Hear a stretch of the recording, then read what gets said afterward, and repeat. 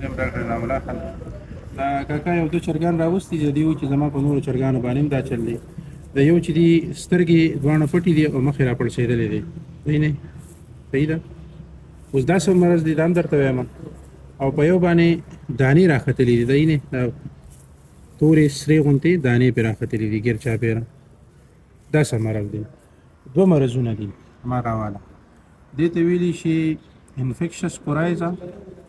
او دې ته ویلی شي فاول پاکس په پښتو کې ورته چیچک هم ویلی شي مرغو چیچک دا دواړه جدا جدا مرضونه دي او د دواړو وایرل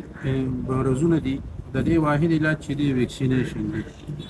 چرګان چې کوم روغي هغې ته به ویکسین کول وي ټیک ده دې ته به علاج کوو دا مرض چې دی کوم راډا کوي کم ته چې شری وي یا فاول پاکس ورته وي په دې کې دوه قسم دي یو باندې بهر دانې راخیږي د یو بیا دا دونه خطرناک نه وي دا اکثر بیا دوه درې هفتو کې په خپله ریکور هم شي یو کې اکثر په خوله کې راختلی وي ګورو ښه په دې په خوله کې نشته دی هغې ته ویټ فارم وایي دې ته کیوټینیس فارم وایي یعنې په سرمن باندې راختلی هغې ته ویټ فارم وایي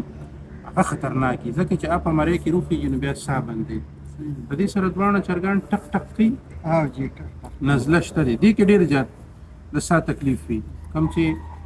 انفیکشس کورایزا ده صحیح ده ځکه چې دا د ساه د نالۍ مرض دی